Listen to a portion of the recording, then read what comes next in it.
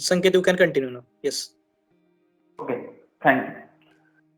So I think we should start from first, and I think Seth, can you take one slide back so I can start from first, so that revision for those who understand and those who don't understand can know everything from first slide itself.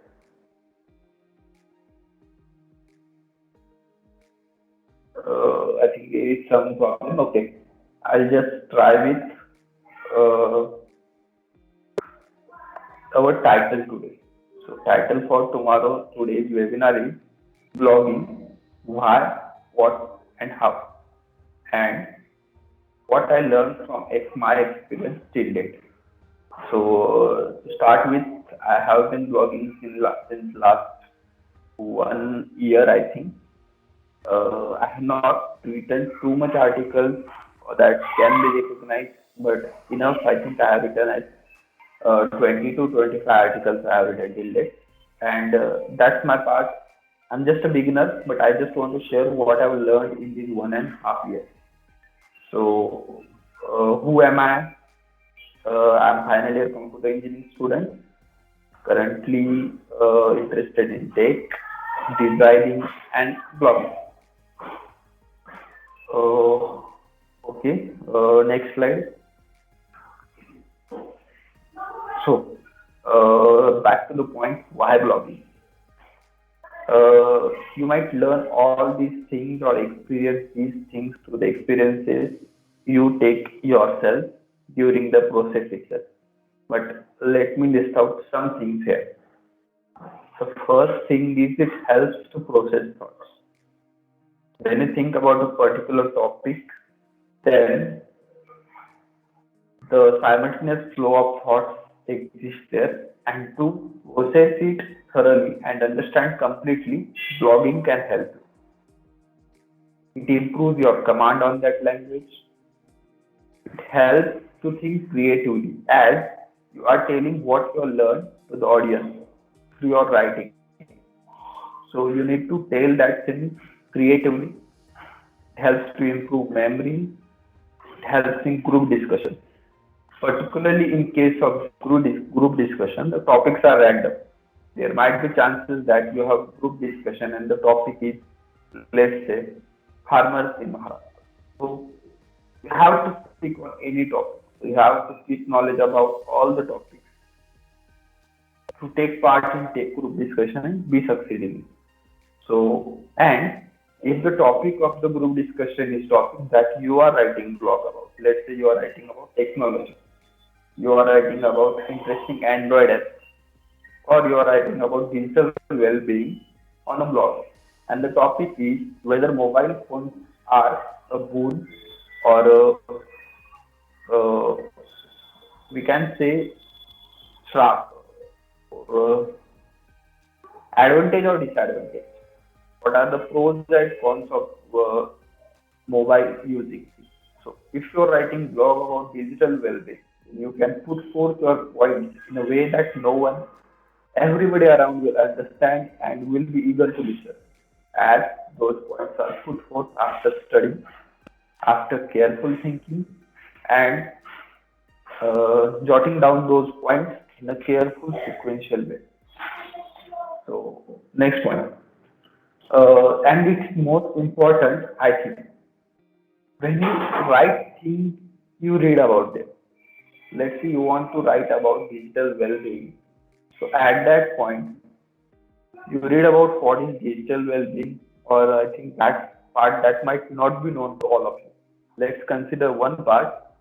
You write a blog, how I started my programming, or how one should start programming. So you need to search for all aspects of programming. Or let's say there is another example. You want to write about, uh, I think the recent documentary is released on the Netflix, A Social Dilemma. You want to write about it. So you need to read all the literature regarding the same, even after watching the complete movie. So the most important thing is you read about particular topic when you need to write about it. and more meaningfully when you want to write in a way others can understand. So, next point. Uh, what do I write about? I think, next slide, please.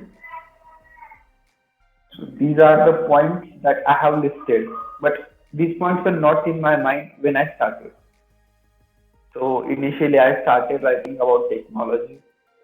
Then I came across few documentaries and reports that made me aware that data privacy is important nowadays. So I started research in that. So you can say that data is the new oil in the today's age. The industry is in trillions of dollars. So it's and industry thrives on our data. So data privacy is important aspect. So I wanted to tell others about what it is. So I started writing about data privacy. Social media's effect. You might all have observed anxiety or envy when you scroll social media feed. So is this a boon? Is this an advantage? Disadvantage? Or is this something in the model itself? So what are its effects? How we can make ourselves better and use it efficiently for our advantage rather than disadvantage. So next thing, that's related with the passion part, travel blog. I like to write. I have not written many articles. I just written 3 to 4 articles. When I travel through railways, I observe a lot of things. I think about a lot of things. So I wrote the experiences of people I met during the journey, thoughts that came up during the journey. Or any other example might be I had visited Vasota Fort recently. So how is fort, how I traveled there, those things can be included in the travel log. Or I can say I had adventurous trips to Tarkarli near Malwan in Maharashtra itself. So how was the experience there? And how can I sum up the experience of being 1 to 1.5 kilometers inside sea in a small boat of 2 people? So I tried to describe that experience in my words, and that's travel. Sometimes some philosophical topics exist. Let's say love, stress management. By virtue of my community, I have been connected with many those who are experts in those. So I like to share those thoughts after the discussion. So I write about them. And above all, I write about anything that I feel I should tell others about. So just want to give an example here. There is one app called Action Dash on the Android Play Store.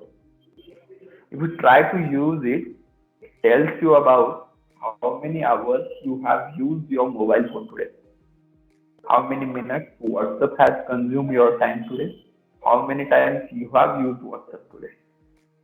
An average Android phone user spends 5 to 6 hours a day. So I think this could be an important app that everyone should use. So I wrote about it. Okay. Next point. Think next slide. Okay. Let's come on to the different main topic of today's blog. Different types of blog. Personal blog. So that's my personal blog. I write whatever I want to write. And the important thing is personal blog is abstractness and self thoughts are included in the blog. And one has freedom what to write in personal blog. Next, you can say corporate blog. If you visit the sites of, let's say, Tesla or Dell, there is one section of blog in which they write about their updates, major upgrades, and how you can use their services. That can be a part of corporate blog. Community blog. If you observe, there are some sites, news sites or some sites that list out articles by activists. Let's say water conservation activists come together. Hello, Hello. I think. Am I audible? Hello, Yes, hello. yes, you are audible. Yeah. Okay, okay. So, everyone, please mute their mic so that there will be no disturbances during the session itself. As at the point of community. So let's say all the activists who work in a water conservation come together and started a common blog where they started writing about their own topic. So that can be a community blog, and as many writers are contributing, it contains immense knowledge about water conservation. So community is contributing to particular making of that particular blog. So that is community blog. Now, important point, professional blog that we will talk more about today. So, professional blogs or commercial blogs. These are blog articles that are monetized and give you information in a professional way. So, one of the topics that we will today discuss today is search engine optimization. So, somebody writes about search engine optimization with his own words and he then monetizes it using Google AdSense. So that is part of a professional blogging and he starts earning through that microblog. Okay, these are main blogging platforms. The simple example could be where you host a site and a big article of 400 to 500 words and dedicated to particular topic. That's a particular blog. But there is another type called microblog. If you ever come across site as Tumblr, then what is Tumblr? They say it's microblog site. So what it does, if you want to post a 40 or 50 words that you have thought of, you could post there. If you thought of some comic or meme or photo, then you could post there. And similarly, as a blog, it would give you address. Let's say I am person wandering mind is my blog name. So I have a microblog address wanderingmind.tumblr.com. That's auto generated when you use services like Tumblr. And what it comes is what I wrote in that blog, what comes to my mind. And I think it's pretty useful in today's social media age when you are have anxiety about using platforms like Facebook and Instagram and expressing your opinion just in case you are spending too much time using it just for telling what you feel. So that if you start your microblogging site, you could write what you are thinking about, and there is no anxiety that I am using mobile this much time and that's not efficient. So should I stop writing? Should I stop expressing? This point might come today or in future, or not coming in itself. But if it comes, then microblogs could help you explore yourself, develop yourself, and fine. So next slide, please. Hello. Okay. Where can you host your blog site? So there are many free services, there are many paid services. One of the free service that is available since a long time now is a Blogger. You can create your blog in 2 to 3 steps itself. So there is next point is WordPress. WordPress.com is another site that you can use to host your blog and customize your blog. The thing about WordPress is it's exhaustive set of collection of tools that helps you build your homepage or any other thing related to blog in a site. Dev.to developers.to. That is another helpful site where community of bloggers write articles together and explore their articles. Medium is one of the paid, and you might come across another site, blog sites that are hosted on Medium, and there are many more. You can always explore. I've just listed a few so that you can get a sneak idea of what blogging is all about. So next,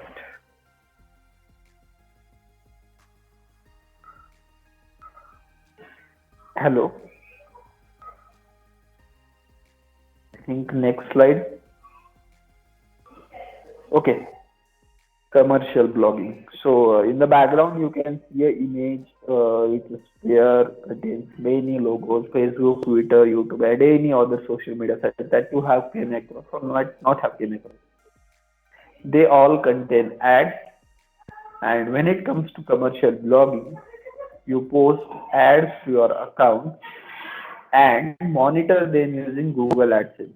The important thing is you need to have an account of Google AdSense at this point, and you can get it.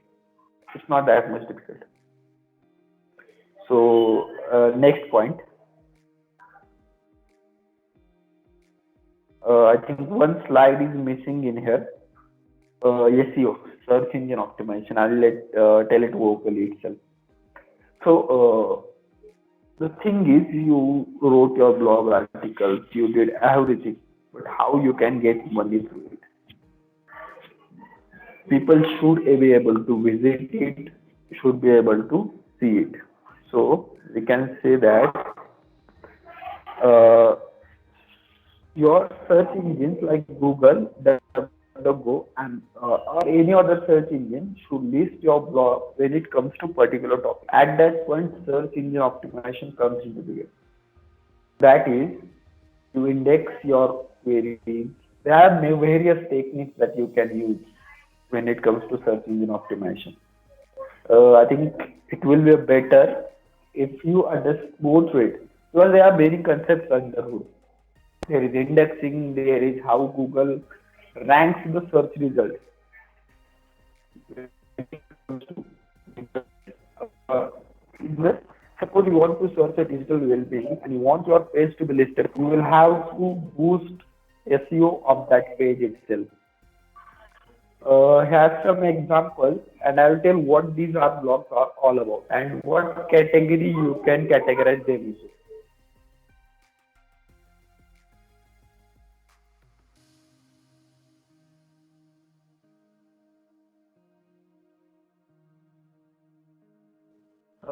Hello. Yeah, sorry for disturbance. Okay. So let me start by first security.googleblogs.com. What it does, you can say it's a corporate blog, and it lists out some of the security articles posted by Googlers or related to Google. Maybe it's Google Cloud Security, Google Drive Security, Google Two-Step Authentication. They tell about it. So it is a corporate as well as technical blog, we can say. Labnol.org, it's a digital well-being. So that's another beautiful blog. You can see it. Yourstory.com. I think Shraddha Kapoor has hosted this, and she interviews various entrepreneurs and lists out interviews with them. Maybe it's from Paytm or any other startup that's successful. You can visit yourstory.com, and we can say it's a personal blog, or there is thin line. There is, when you differentiate them, you differentiate it at your own level and own understanding. If you see yourstory.com as a personal blog written by Shraddha, then it's a personal, and if you see it as company, Your Story Media Limited, which post blog, then you can say it's corporate. So it's all about what you see in there, or what perspective you see at that blog. There is next ytfindia.net slash. There is youth, the organization Youth for Nature. So they particularly work towards spreading awareness about environment and tree plantation for nature. And the important thing, tagline itself say youth, and we need to do, youth need to do. So these are a particular group of youth, and they write about it. They write about particular rare plants that they study about, their beautiful flowers, their history, origin, where you can find them, and relevant information regarding the environment and its conservation, as well as information. TechCrunch. You might have came across in this name in the Silicon Valley web series of Netflix. TechCrunch hosts a big event where entrepreneurs showcase their products. It's a technical blog site where you can find what's going on in industry right now. Similarly, Mashable is there.